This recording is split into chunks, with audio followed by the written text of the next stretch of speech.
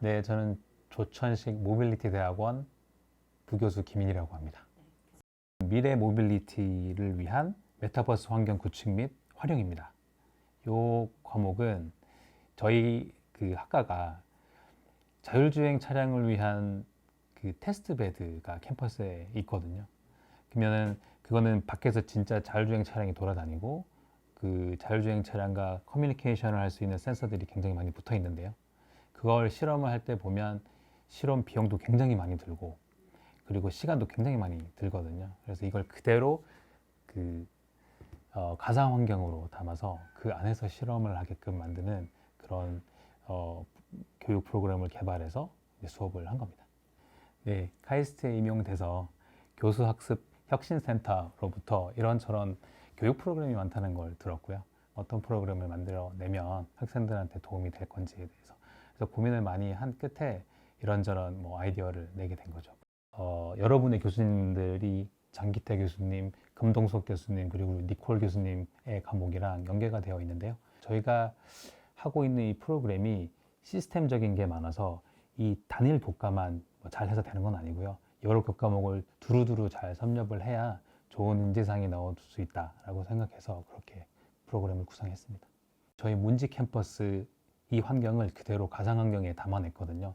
이 과정이 모두 수업 시간 안에 다 담겨져 있습니다. 그래서 이 하는 과정은 되게 좀 인텐시브하긴 합니다. 처음에는 드론을 날려서 드론 촬영을 모든 이 캠퍼스를 하게 되고요.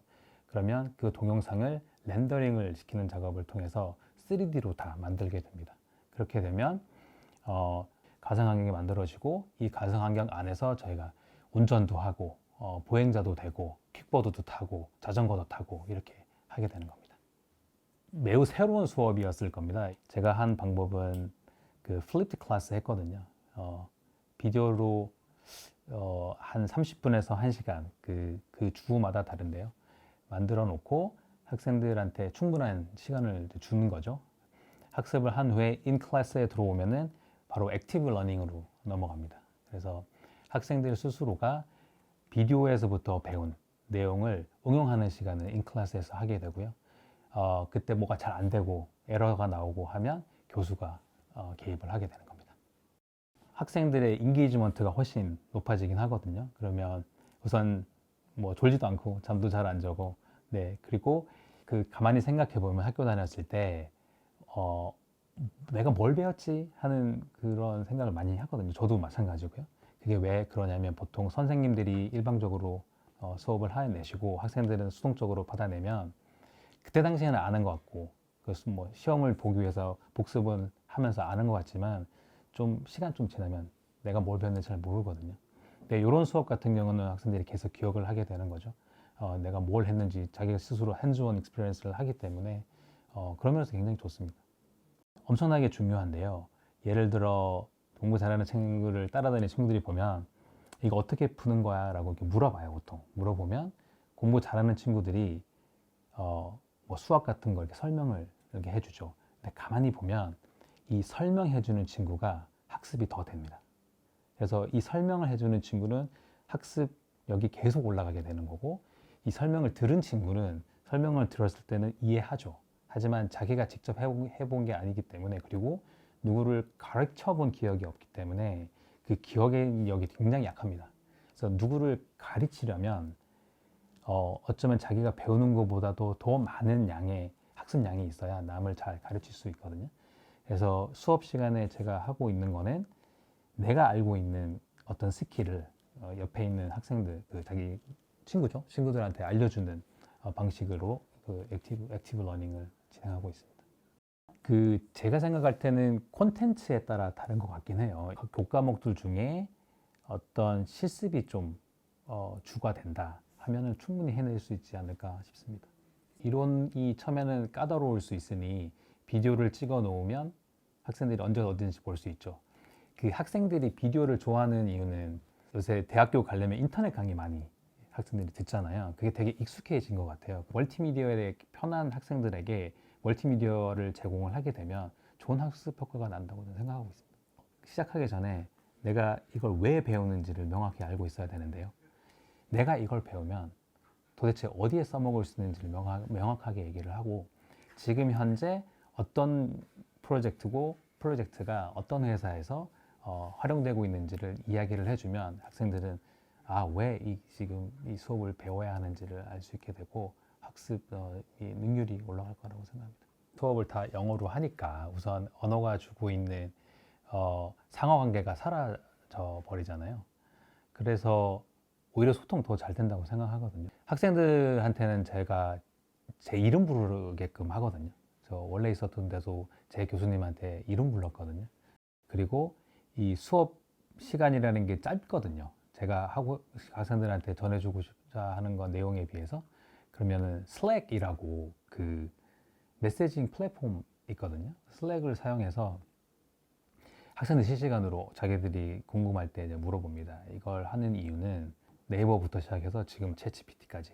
그래서 굉장히 인스턴트한 답변을 적응되어 있는 거고 길게 들어가고 있는 어떤 콘텍스트에서는 좀 어려움을 겪더라고요. 그래서 제가 채택한 방식은 슬랙을 통해서 자기들이 궁금할 때마다 바로 물어봐라. 그러면은 저 시간 될 때마다 계속 보내주고 슬랙의 DM은 절대 안 됩니다. 다이렉트 메시지는 절대 안 되고 본인의 질문이 다른 학생한테도 보일 수 있게끔 하고 분명 다른 학생들도 똑같은 질문을 하고 싶어 하는 학생들이 있을 거거든요. 그래서 그걸 공유하게끔 만드는 게 제 지금 하고 있는 일입니다. 기본적으로 카이스트에 이제 대학원을 들어오면 실패할 확률이 성공할 확률보다 현저히 떨어집니다. 라고는 저는 생각합니다. 학생들이 실패할 수 있는 방법이 참 없다고 저는 생각해요. 카이스트에서 이제 석박사를 하고 나가게 되면 그러니 젊은 친구들이 가지고 있는 불안한 마음, 그냥 어렴풋이 가지고 있는 불안한 마음이 없어도 된다는 말을 많이 하거든요. 굉장히 좋은 환경에 있고 지금 좋은 선생님들이 있으니 선생님들로부터 좋은 교육을 받아내면 본인이 생각했던 것보다 더 나은 커리어가 분명히 존재할 거라고 저는 생각을 합니다. 그래서 그런 걱정을 좀 덜어주는 시간을 좀 많이 갖는 편입니다.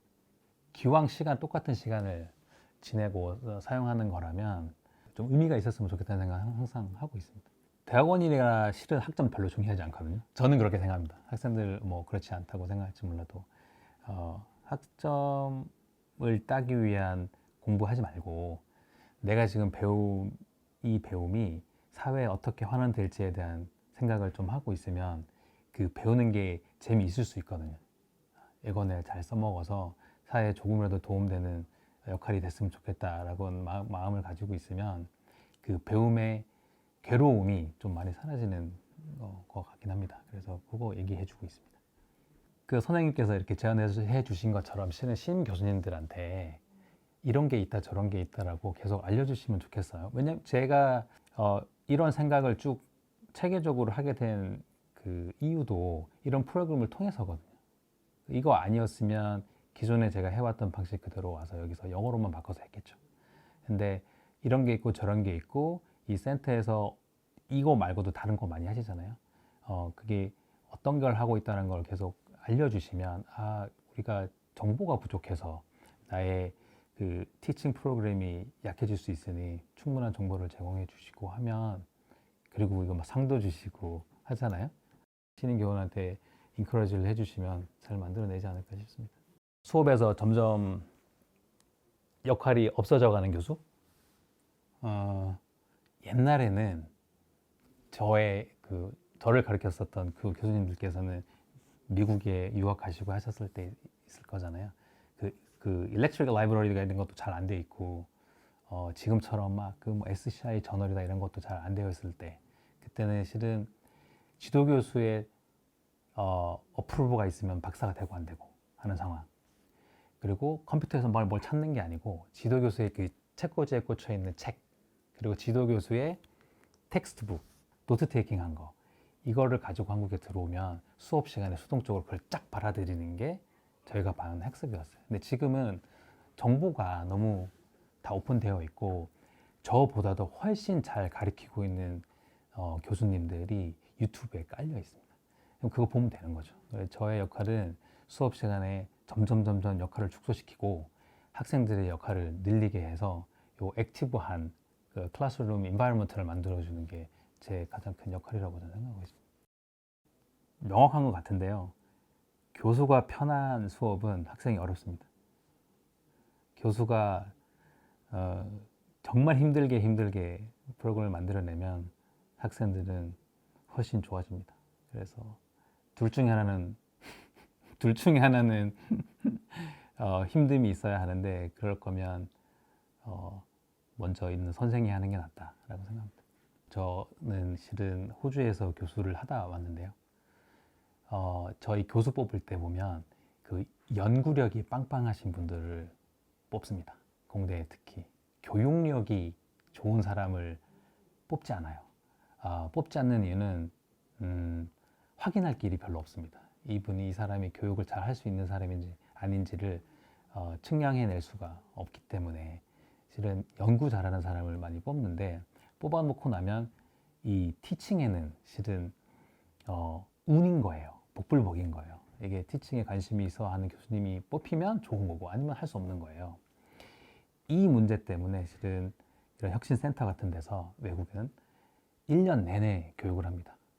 이 교수를 1년 내내 교육을 하고 이 교육에 파스가 돼야 박사 학생을 지도할 수 있는 권한을 주게 됩니다. 그래서 교수가 박사 학생을 지도할 수 있는 권한이 없으면 아무것도 아니잖아요. 그래서 이 과정을 무조건 이수를 해야 하고, 예를 들어 호주 같은 경우는 3명의 박사 학생을 지도할 수 있는 자격을 주고 시간이 지나서 또 어떤 교육 과정을 이수하면 6명의 학생을 지도할 수 있는 자격을 주고 이런 식으로 계속 그 마일스톤을 주거든요. 그렇게 되면 현재 트렌드, 티칭에 대한 트렌드를 계속 업데이트할 수밖에 없습니다. 그러면 자기도 모르는 새에 자기 클래스가 좀 업데이트되고 하는 그런 교육이 있으니까 그런 교육이 좀 있으면 좋겠다는 생각을 항상 하고 있는데 돈도 부족하고 인력도 부족하게 하겠죠. 근데 그건 좀 있었으면 좋겠습니다. 네, 감사합니다. 네, 고맙습니다.